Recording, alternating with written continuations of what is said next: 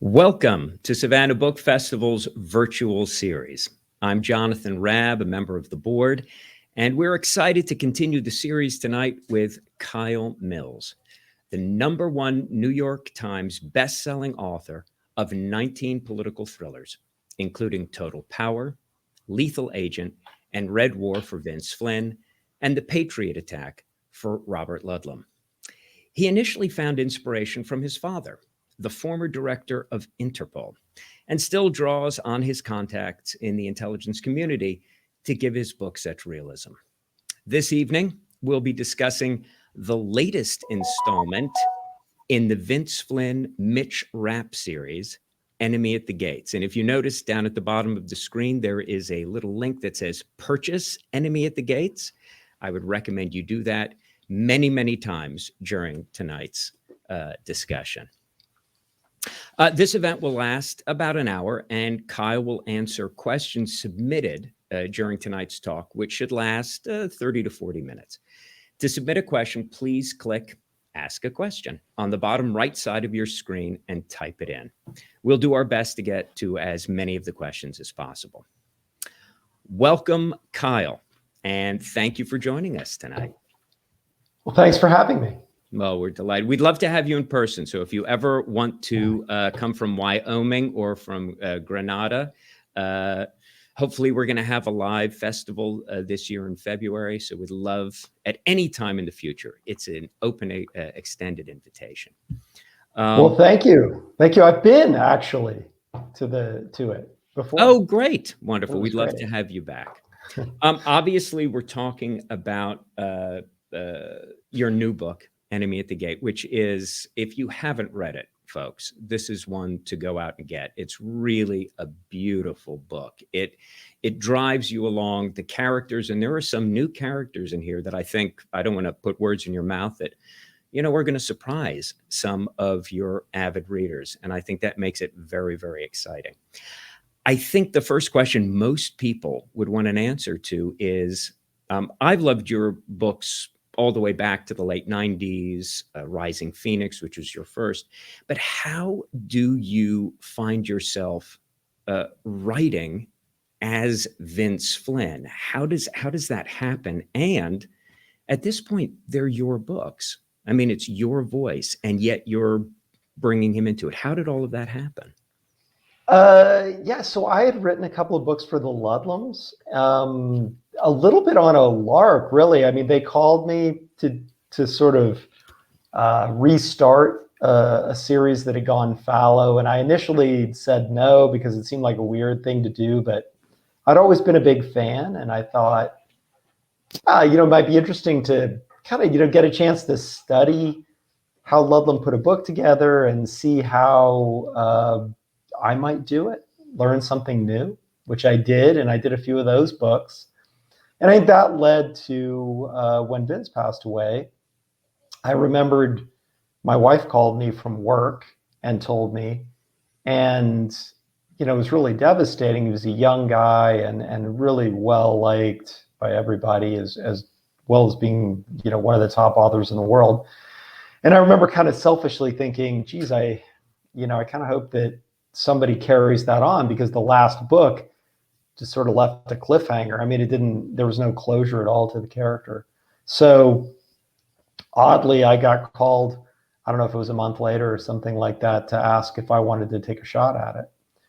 So, I mean, it was really an interesting process to try to learn how he wrote, to learn about the Mitch Rapp universe. I'd read the books, but, like over 20 years. To really get that into my head, how he put together books and action sequences. And he and I didn't really write that much alike. So it was an interesting challenge to think, can I sort of inhabit Vince Flynn and anticipate where he would have gone with this series? So hopefully I have. The fans seem to have liked the books for the most part. So I was lucky with that. And I think they were rooting for me too, because no one wanted to see that character disappear. They wanted to see Vince's legacy continue. Well, I think it's absolutely clear, that you've carried it on. But I also wonder, was there a point in writing those first few books where, yes, you'd figured out the structure, yes, you knew what he was doing, but you said to yourself, I'm now breathing life into this. This, as you said, you wrote in a different way, you had a different style, and yet somehow your style began to find its way in. Did that happen at some point, and how did it work? I think probably mostly unconsciously. So the first book I wrote, The Survivor, I set out to write a forgery. I mean, I really set out to write a book in which that no one could tell that Vince hadn't written it. He had written 3 pages of that book. I put them in there and I challenged readers to find them. Nobody ever did. So that was the goal. I mean, right down to his word choice, how long I tend to write way longer sentences than he does. All these kinds of things I thought about. I actually had to learn to write really long action sequences. I'd never done that before in my life. I wrote fairly concise action sequences. So that was very much the goal. I think my style has sort of evolved into it a little bit, probably not intentionally, but maybe writing forgery after forgery is probably not sustainable. Also, the world has changed. Vince wrote very much about Islamic terrorism, and other threats have risen up. The world is.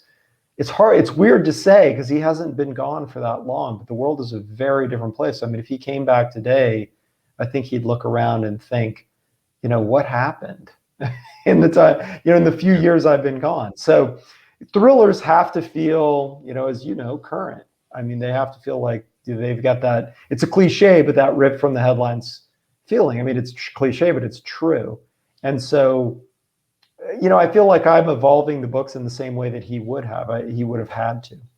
I mean, I love that you say that they have to be current, because one element of this book is, epidemics, virology, vaccines. I mean, the opening, we've got the smartest scientist who might be able to, figure this out. It's a great draw-in.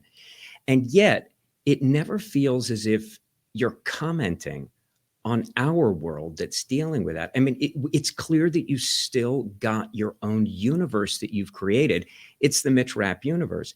And yet it's informed by our own current events without seeming like you're forcing it, which is rare in a lot of contemporary thrillers where people just want to take advantage of that. How did you, I mean, I'm sort of sitting back. I'd love some pointers. How did you do that? Well, I mean, in that case, I kind of got lucky or unlucky. I guess the world got unlucky. So I had written a book called Lethal Agent a few years ago that was about a coronavirus and a group trying to develop it into a weapon. This happened right before the pandemic. Then I wrote a book about a big power outage in the United States. A domestic terrorist had taken out our power grid, and what would happen there. And that was right before the power went out in Texas. So in a way, people, when they see me commenting on a coronavirus or a power outage, they think that I'm maybe commenting on the real world, but I'm actually not. The rap verse exists separate to the real world. So I'm really going back and commenting on what happened in the rap verse. Because my crystal ball was particularly clear here in these last 3 books, it almost seems like that. So it's interesting because, Vince's books did the same thing. They really did parallel, kind of, not by accident. I mean, I guess it's by design, but you still have to get lucky. They kind of paralleled what was going to happen with Islamic terrorism primarily, which is what he was writing about. And they turned out to be really pressing. I've kind of hit on it 3 times. And so it's easy to write these parallels, but still have them different enough that that they don't completely mirror the real life. So for instance, like, people don't wear masks or have vaccines or anything like that in the rap verse, because he actually resolved the problem of the coronavirus before it got out.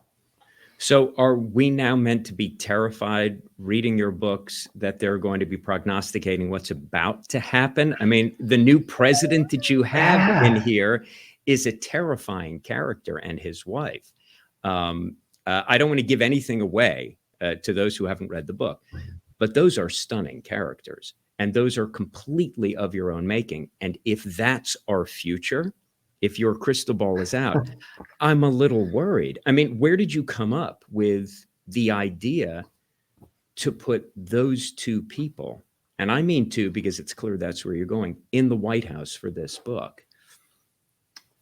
There were a couple of reasons. One, I like throwing new things at Mitch and seeing how he reacts. So every book, he has a new challenge that maybe he hasn't had before. And Mitch has never worked for a president that didn't like and admire him. So what does he do with a president who despises him and doesn't trust him? I thought it'd be interesting to see where he'd take that. The other thing is that, this book actually started as the first book in a 3-book trilogy about the fall of American democracy. Because I thought, as we were talking about earlier, that the democratic institutions in the United States had proven to be a little weaker than I thought they were. And I thought now this was could be a very interesting arc that would feel realistic, much more realistic than it would have 10 or 20 years ago. And I thought it'd be interesting. I like crimes, and it would be kind of the crime of the millennium to bring down the United States' democracy. However, after I finished the first draft, the Capitol insurrection happened. There was a lot of talk of voter fraud. And it felt like it was exactly what you were talking about, that I was sort of taking advantage of what was happening, when that wasn't the case. It was written prior to that. So I ended up cutting like 10 chapters out of the book and refocusing it on Mitch and his relationship with his president, as opposed to, kind of focusing on the machinations of this president and how over the next 16 years he was going to, insert himself permanently into the White House. It's fascinating that you say that, this president doesn't respect him. Or, I mean, I got to say, I didn't get that at all. I think you set it up beautifully as these two adversarial characters, one who's in complete control and one you're not sure about. And it turns out that Mitch Rapp is the one who's in complete control. I mean, that's the beauty of this character. And I think, obviously Vince Flynn created the character and did that, but the arc of what he's now doing and who he is on the page, there's such incredible certainty in what he does. I mean, you said that you had to learn how to write longer action scenes. The reason they work is because we trust him and his guys at every moment. So if they continue to make it work, and that's rare again in thrillers. Also, you've added the characters of Claudia and Anna in a way that, that changes the dynamic as well. Was that something purposeful that you did, or did that just sort of come out of where you thought he was going? Yeah, Mitch's wife had died, had been killed. Correct. Oddly, kind of by Claudia Gould. And I did want to take him. So when I picked him up, he was very dark. And you can see it from the arc of his life. His wife had just been killed. He had other frustrations that I won't go into, and he'd become a very dark character. I didn't think it was sustainable. I think he would have blown himself up, if he'd have stayed like that. So I wanted to pull him out of that a little bit, and a relationship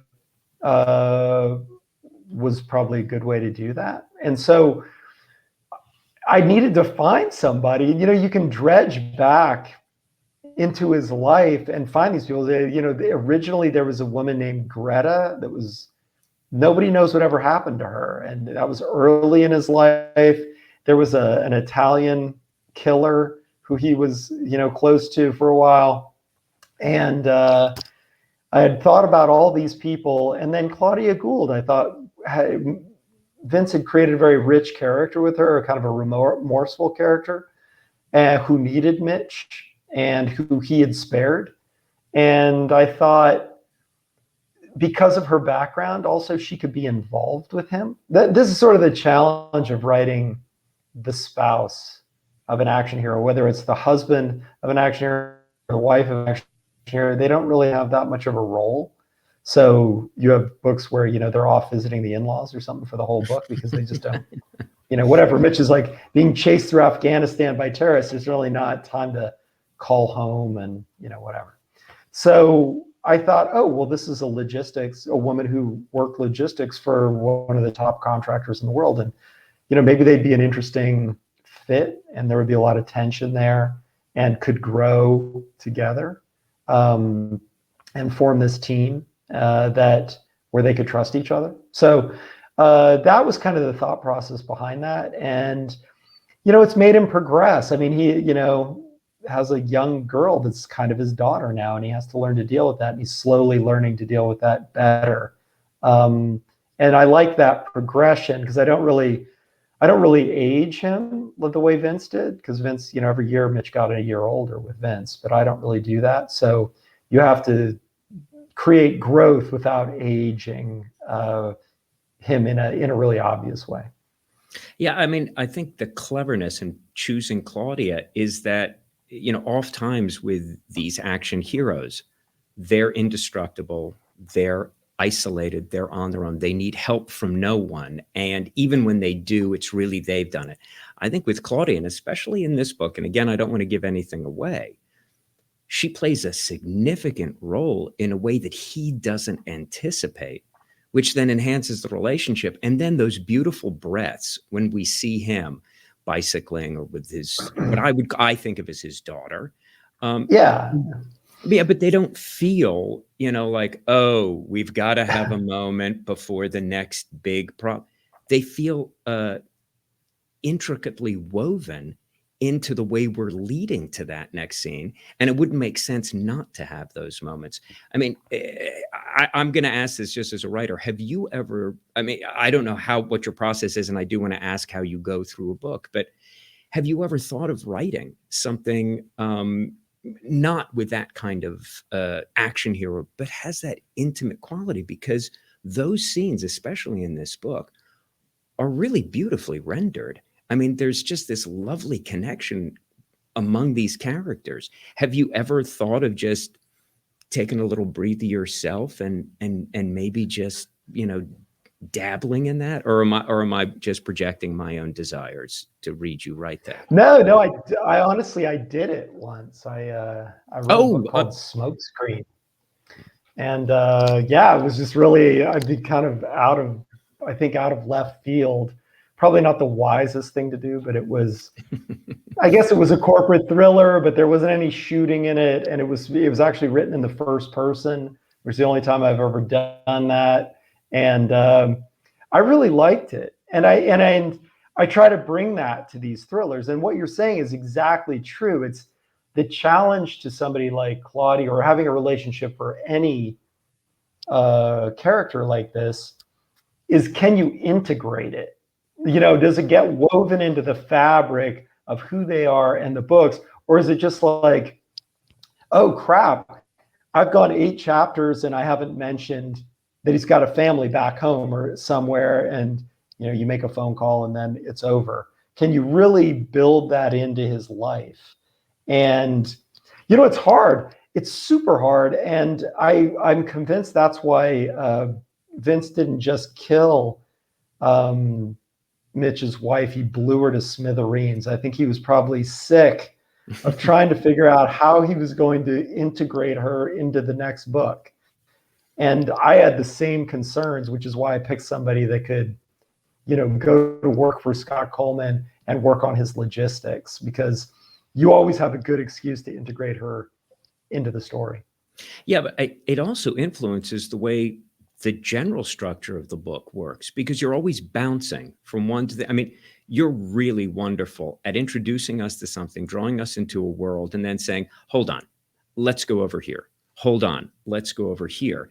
And there's this wonderful bouncing that's going on that only works if you've sort of trained the reader to appreciate those smaller moments, that they all have meaning. I mean, at the beginning of the book, we care about Chisholm. We care about him and his relationship with his two associates. Are they that important to the book? No, but the way you set it up is beautiful so that we then can bounce to the next, bounce to the next. Do you do that purposefully, or does it just, you get to the end of a scene, you go, I think I'll go here, or, oh, now I'll bounce over here. Is it constructed, or do you just sort of follow your gut in terms of the pacing and the cadence? No, I would not say I ever really follow my gut. Vince did. He tended to kind of start on page one and crank through books, which I could never do. I couldn't keep it all in my head. So I have a really elaborate outline, and I even have, kind of an abbreviated outline that's just like one line at a time. And I'll go back honestly and color code it and figure out, are there huge gaps of characters or huge gaps of action or things like that that I need to remedy. And I don't want to make it sound like I attempt to write formulaic books, because it's not true, but I do find that that's helpful in showing you sometimes where you've messed something up. You've lost character, you've lost sight of a character or something. We've all read books like that where, there's this major character, then they just disappear, you never hear from them again. And so I try to keep things, on a pretty even keel. And I think about the ebb and flow of tension and action. And, in my mind, it's kind of a graph. You want to kind of you sort of want to build this tension like this, but then have it go like this. But it's sort of this upward trend that goes up and down, and you have the kind of heavy tension and then a little bit of relief, but it keeps building and building and building until the denouement. Yeah. I mean, you talked about starting out writing forgeries. So you were basically just following him in that first book.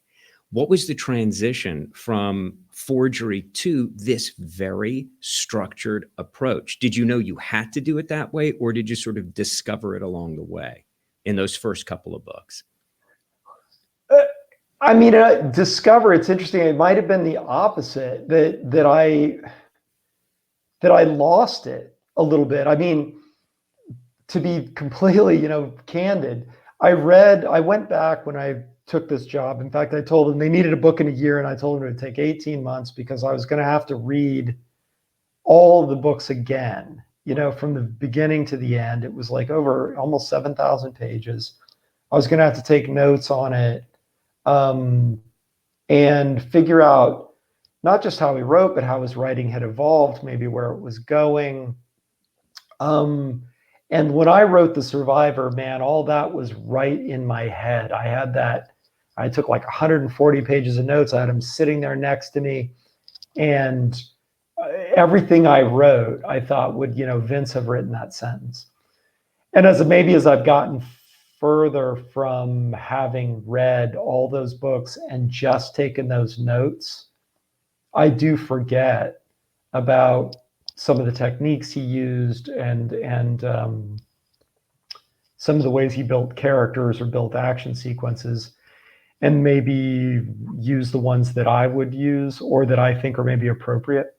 So, you saw that in Order to Kill, which was the book that I wrote that I thought, maybe this is the perfect. I finished it. I rarely finish a book and I think, in fact, I may have never done so except for that one, and think that's exactly what I intended. Like that was the book I set out to write. And so that was what I thought was the perfect blend of Vince's strengths and my strengths. And then maybe it's leaned slowly a little more toward me, not only as I've moved away from, like I said, all that research, but also as the world's changed and there's no strong pattern. I can make assumptions about how Mitch would, or how Vince would have handled, the internal divisions in the United States, or the rise of China, or, Russia trolling us on Facebook, but you don't know for sure how he would have handled that. So you have to kind of extrapolate.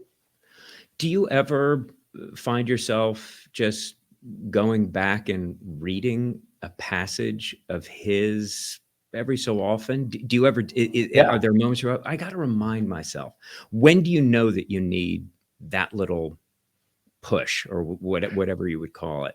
Typically it's something factual where, and then so I'll go back to look something up, what kind of, is Mitch Rapp a boxer or a brief guy, right? And so I have to go back and look it up. And then I end up, because usually it's pretty interesting, it's just an interesting passage or whatever, an interesting chapter. And I'll find myself reading, instead of reading one paragraph that I needed, I read 20 pages and, kind of delve into that and think, is this what I'm doing now? How does this differ from what I'm doing? And that refreshes my memory a little bit. And I have all these things. They sent them to me from, on his Word files. So I have all them on my computer and they're searchable because they're in Word. So it's kind of interesting that I can typically put my finger on any paragraph I want to, given 15 minutes or something of effort.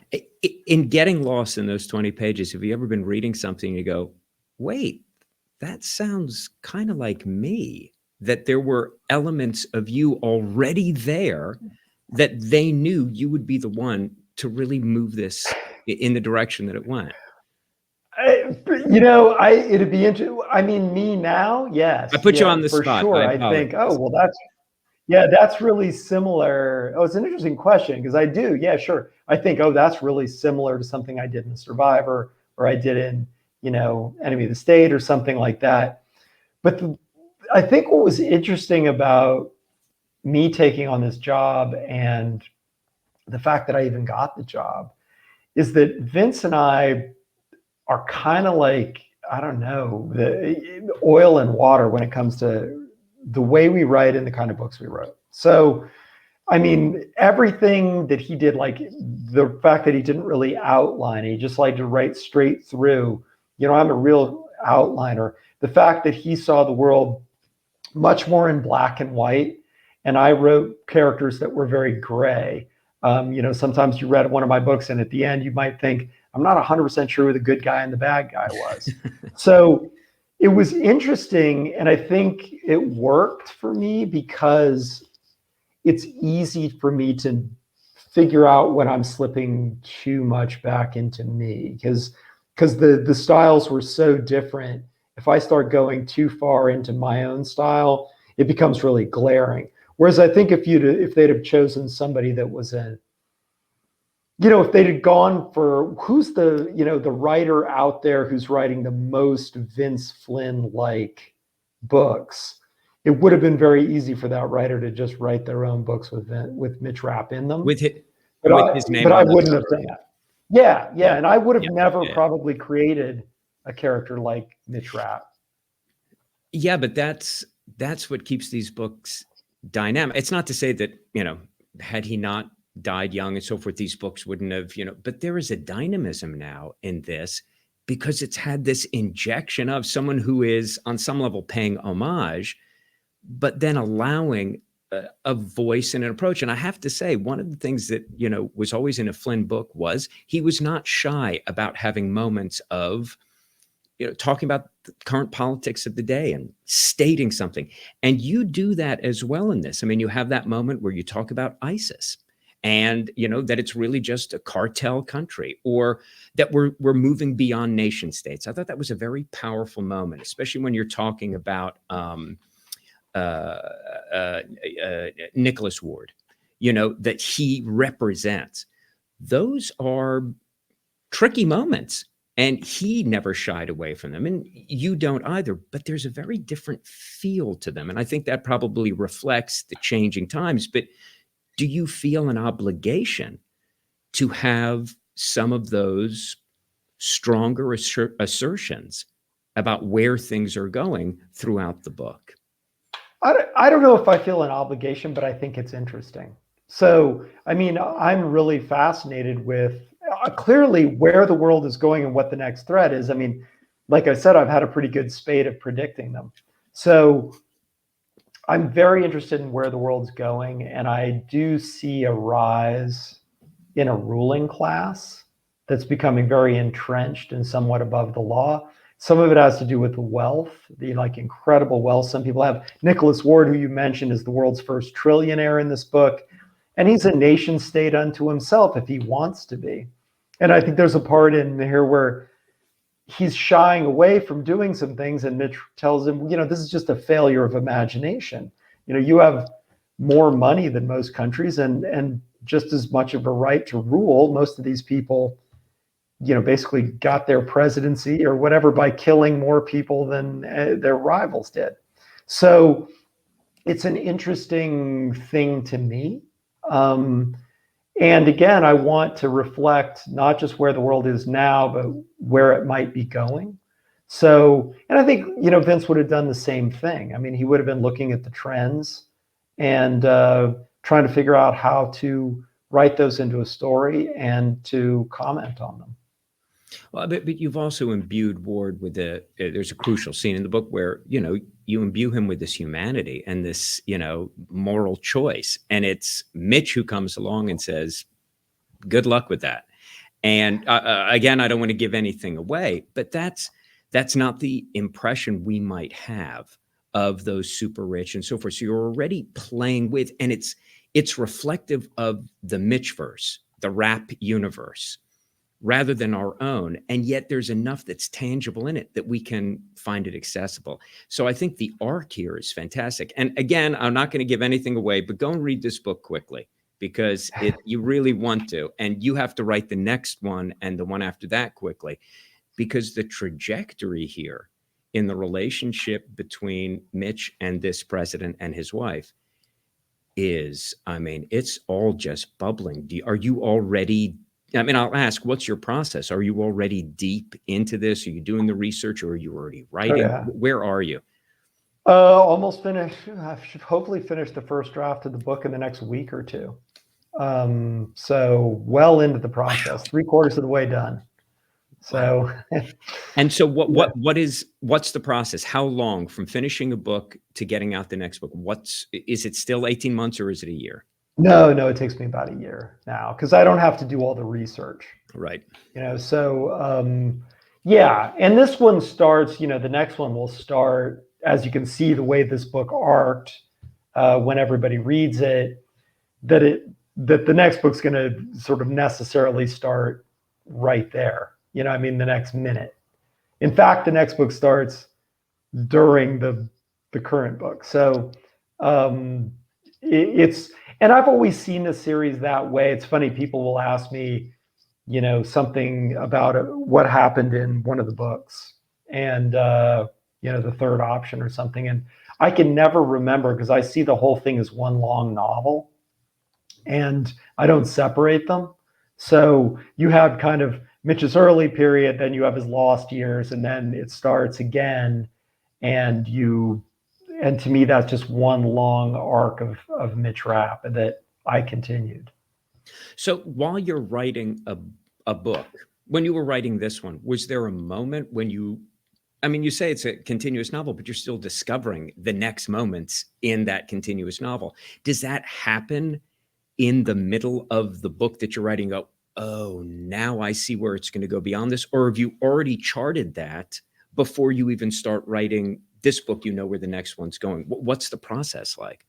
Normally, no. This one, the problem with doing that, you like to think that, and people will ask me all the time, oh, did Vince leave, a bunch of ideas for you and then you're just writing them?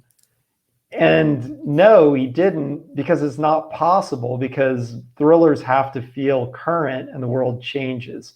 So, it becomes the best laid plans, right? My idea, I was so excited when I talked to his agent and his editor, and I'm like, I've got this great idea for a 3-book arc on the fall of American democracy. And I was all fired up to do it. And then the world blew up in my face.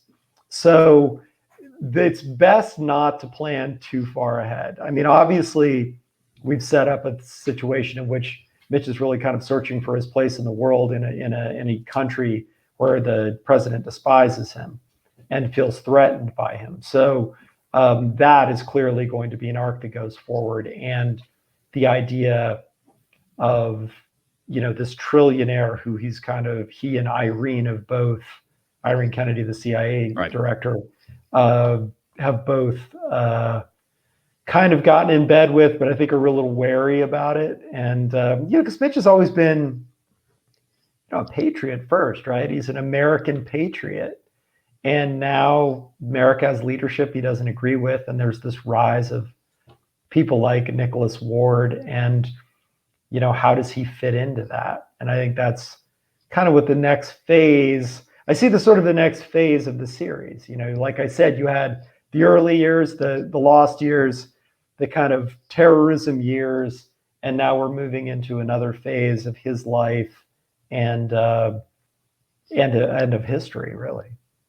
Yeah, I love hearing how fluid the process is. I mean, there have been so many times just in this little discussion where you said, well, I was going to do that, and then this stuff happened, so I had to throw out that. So you're always, you're not worried about that. You have sort of the control over all of this. How do you ever worry when something happens? You go, oh, come on. Yeah. Oh, I definitely do. I mean, when I had to throw out, probably 25,000 words out of this book, definitely. I wrote a book very much about 9/11 and delivered it a week before 9/11 and had to completely rewrite that book. So, yeah, I definitely do worry that you can get too close to history and it can overtake you. So you have to be a little careful. Like, for me, writing, for instance, about Iran became off limits because I just could not get a bead on what the US government was going to do about Iran. So I thought, if I write a book about Iran, that's going to blow up in my face, a week before the book gets published. So I am a little bit careful about that, and try to stick to more classic themes a little bit. But there are grander trajectories in history that, as you know, you can kind of follow and predict to some course. History repeats itself. There are different themes, but I think the grander arc of it is pretty predictable. Well, that's why I think in this book, situating it in Uganda as opposed to Afghanistan was a very smart choice. Yeah. But it's smart not just because of what's going on in Afghanistan, but our connection. When a reader sees Uganda, we begin to project. And then you define this world. The description of the places is spectacular. And the difference between the places, the original place and then the other place where they are. It allows the reader to attach to something in a way that seems familiar. And then you go, it's not as familiar as you think it is. And we're back into the Mitch Rapp universe. So that's just wonderfully done.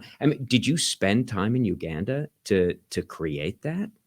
Yeah, I spent time living in Africa. So this, to some extent, this was a little bit of a cheat because I tend to like to write about places I've been because it's much easier, and much more accurate.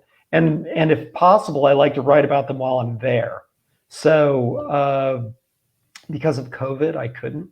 And Claudia had been set up in previous books with a house in outside of Cape Town. And I thought this would be a really good setting for the story I had in mind because it needed to be somewhere out of the way. But also it was somewhere I could describe from memory.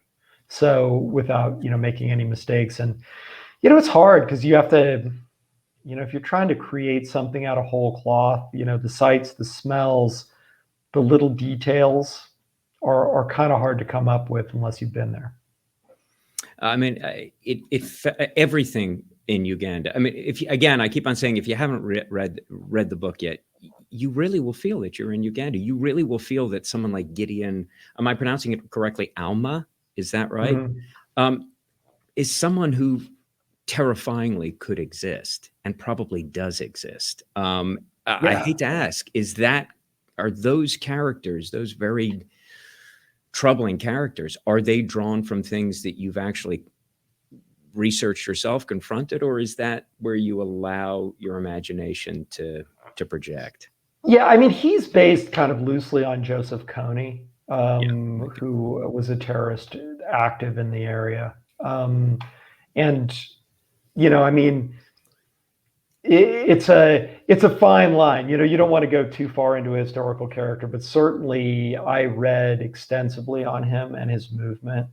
And when I was living there, obviously he was, a big source of news. You don't get that much African news if you live in the United States, but obviously in Africa you do. So you get a much stronger feel of what's going on there, and it was very vivid, what was happening. So that was something that I, definitely drew on.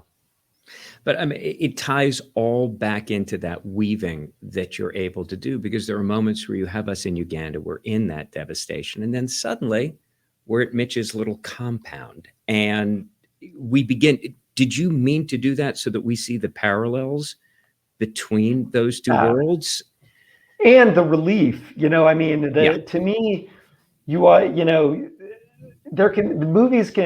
movies and books can push you too hard, and you need that to come down a little bit so you can build that tension back up, because you don't want to exhaust a reader. And that's also why I kind of brought humor to these books that maybe weren't in Vince's as much, because I feel that's like a good release of tension. And then that allows you to build it up even higher the next time. So the respite from, the Joseph Kony-like character and Uganda was, the compound in South Africa. Yeah, well, South Africa compound, but I'm talking about the one back in the States where all the guys, and I've got to say that place has got an undercurrent of trouble itself, which I thought was really well done. That we've got the overt version of it in Uganda, and then back in the States, something is bubbling underneath that. And again, that was really well done, which then pays off beautifully later on in the book. I mean, really clever. Did you have a sense that you were constructing that? Or, I mean, I keep on wanting to hear, I just followed my gut, but I'm guessing I'm not going to hear it. It's not true. I mean, that whole compound and the subdivision that he lives in is something that has been built over time and over a number of books. So, when I inherited it, I think he had a lot. Well, his house had gotten blown up, and then he had a lot outside of DC is basically, I think, all we knew about it. And so I constructed that whole home for him and for a lot of his friends. It kind of out of that kernel of an idea that he had a lot somewhere, and that's where he would go, because the memories of his wife and her death were, too strong. He couldn't just rebuild the house he had by the Chesapeake. So that's become an interesting, kind of plot point, having that house there and having all his friends surrounding him. Yeah, and given the way that this book ends, I'm sort of anticipating maybe spending a little bit more time in that constructed world. But I don't want to get ahead of myself.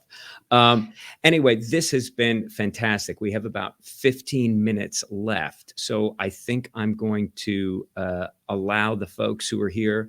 Oh, we only have one question? Oh, well, then we'll wait. I'll ask the question, see where it goes, and then we can keep on talking if you want. But by the way, everybody watching, Kyle is in where it is climbing towards 1 a.m. So he's just about ready to sit down for dinner in Spain, and we're going to have to let him go at 1. But here's the question. This is a big one. How do you come up with your ideas? They are amazing, and in many ways, and here's the key to this question, timeless. I think that's a wonderful insight. Yeah, I read and watch news from all over the world to get different perspectives on things.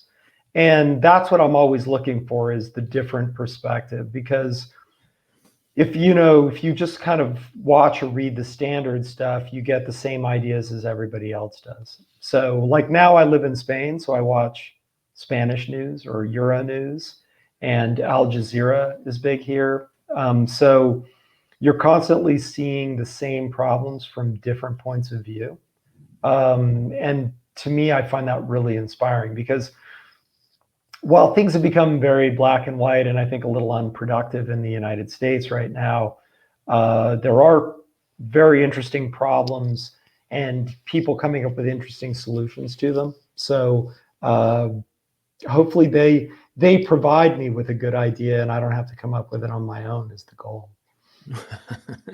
I think you're selling yourself just a little bit short there. I do see another question right here. So sorry. I really enjoyed the tech trick Ward brought in. I suspect that it is probably true. Is it? Yes, as it turns out, it is. I thought I made that up. And I spent a lot of time making that up, based really on a podcast I had heard about the guy who invented CAPTCHA. And I was listening to it and I thought, oh, that, like you could do all kinds of devious things with that. And so I made the whole thing up. I have all these charts about where these phone calls were going. I mean, not to get too much into detail for people who haven't read it, and then later, as I was finishing the research, I figured out that really could be done theoretically. I'm not sure it ever has been done, but that people had considered how it could be done. So probably if it can be done, probably the NSA or the Chinese or somebody have done it. Yeah, I have to say, I think one of the reasons that those moments work so well is that people are helping Mitch. They're coming up with things that he doesn't see. And maybe I'm overplaying this, but I think if he doesn't have the relationship with Claudia, I'm not sure we buy those moments as easily as we do. I mean, in that moment, Ward just says, well, what about, and Mitch doesn't go, well, it really works. Are you playing off of that kind of the richness of the relationship really with Claudia to allow him to get helped? Yeah, I mean, Mitch, not everybody can be an expert in everything. And, Mitch is obviously sort of an incredible character, kind of superhuman and all this stuff, but he's not a technology expert. I mean, there are limits, and I always think about limits. I wrote, when I was writing books for myself, I tended to write very flawed characters who had much more significant limits than him. And so I'm always thinking about, how fast could you really run this? How far could you see? How far could you shoot? And to be realistic. And realistically, Mitch can't be, I mean, he's an operations guy. He can't keep up with all the technology on phones and computers and the internet and all that thing. So having that team around him, and this is true in the real world, I mean, without logistics, sort of the unsung hero of operations, whether they're intelligence or the military, you can have the best person in the world, as the point of your spear, but if the shaft isn't there, it's not going anywhere. So I do like those. I do like kind of playing up all the people supporting him. I think it feels realistic as to how he can get from point A to point B. But it's also, it tells us about him. I mean, there's a level of humility in the character and also a doggedness. He wants to get the thing done and he realizes this is the best way to do it. That sometimes is rare in a thriller where, the main person is, I'll take care of this. I don't know if you ever saw the movie Spy, but Jason, there's a character and it's a comedy. And he, at every turn, says, I can take care of this. I can take care of this. And he falls out of a plane and almost dies. I mean, making fun of that. You've really created this wonderful, humility with Mitch. More questions. That's, I'll ask it, but boy, oh boy, I'm not sure you're going to want to answer it. The ending seems to leave a significant issue left to resolve. How is this going to be resolved? Oh, well, you'll have to read the next book and find out. Good, good. That's the only answer. Here's another one. Living in Spain, what is the phrase you use the most or are most confident saying in Spanish? Let's hear it. Dos vino tintos, por favor. 2 red wines, please. That works all day long. You said that with real confidence. I think that's great. Here we go. This goes back to your a comment that you made. What do you? The person wants just some little clarity. What do you mean by not productive with relation to the U.S.? In the context of, did I say something like that? I don't know what the context is. Do we remember? Could someone read back the minutes until we get that? Could I get some clarification? I'm afraid you'll have to read the next book to find out what Kyle means by productive. I mean, I will. It's always nice to end on you've talked about the different stages in Mitch's existence, and you know where he is now. Do you have a sense of how far and where you want to ultimately take him at this point, or is that still up in the air? It's kind of still up in the air. I mean, obviously, as somebody alluded to, I think he's got some serious problems right now that are obvious, that are left at the end of this book that have to be dealt with. His relationship with the president is deteriorating, pretty quickly.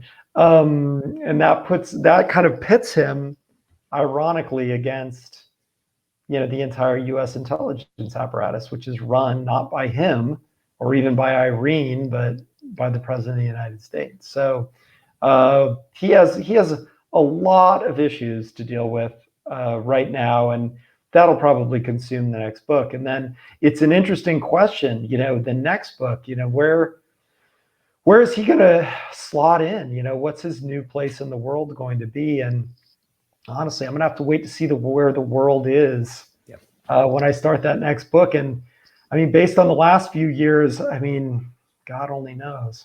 Yeah. I'm going to end a last question for you on a lovely question. And most of the time, it's always asked of writers, who are your favorite authors? And here specifically, they ask, do you read Ben Coe's? Yeah. In fact, I was just talking to somebody about Ben Coe's recently. Yes, definitely. I am probably not as much of a thriller reader as some thriller writers because I take inspiration from a lot of different genres. I mean, I'm reading a book of shorts, horror stories by an Argentine writer that are really elegant.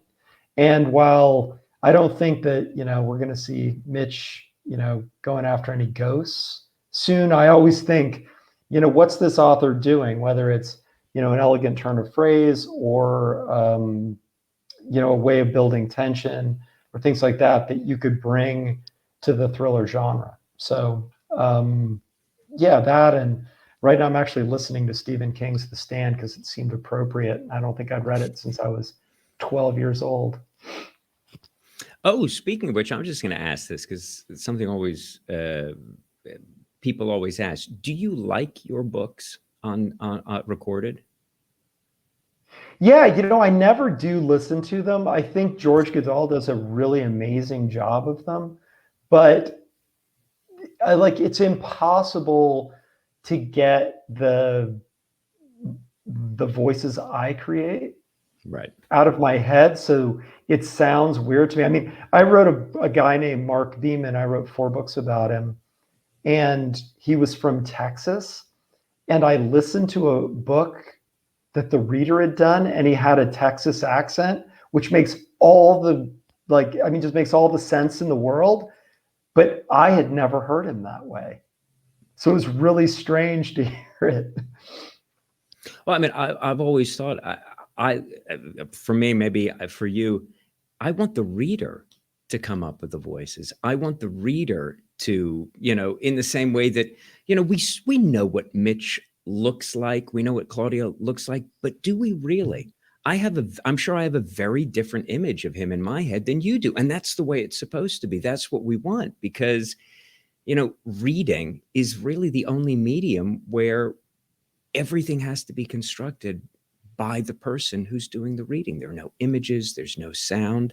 So I don't know. I'm up on my soapbox. I apologize. We're interviewing you, but I love hearing that you had never thought of him with the Texas accent. I have to say, when I read those books, I didn't hear a Texas accent either. So yeah, but the reader did an amazing job of creating that and creating all the voices. George does an incredible job of doing that, and he has very much become that voice for readers, because that's the voice they first heard.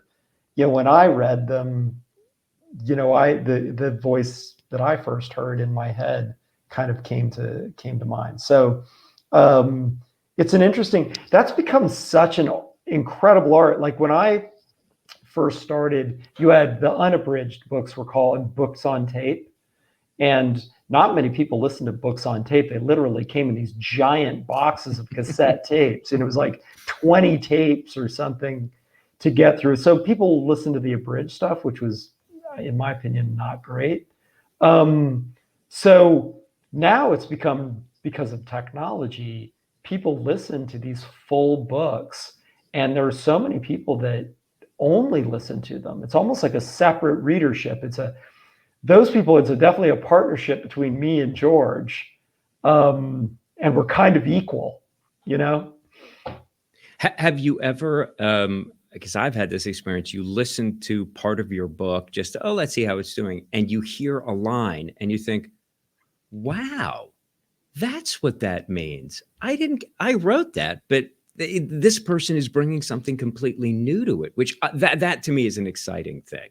Have you ever experienced that with George, and he does something, you go, whoa? A little bit of an actor, right? I mean, not a little bit. He's very much acting it out. And I always think that's really interesting if you ever wrote, which I have not, and I wouldn't even know how, but I think of that with, if you ever read a screenplay and you think, I don't know, this dialogue maybe isn't that good. And then you hear what the actor did with it or the actress did with it, and it's amazing.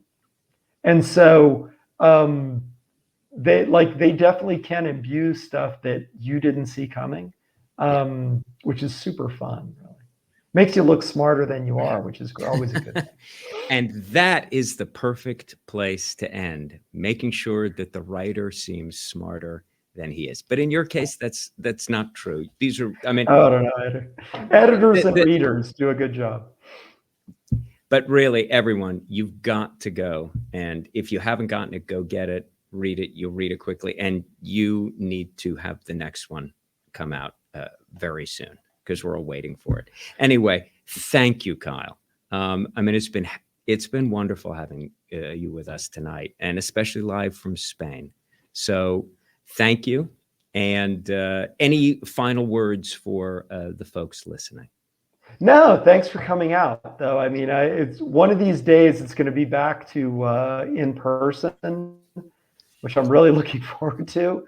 But it's been a strange experience for everybody. And I hope everybody's healthy and happy. And I appreciate, I know everybody has Zoom fatigue probably, but I appreciate everybody coming out.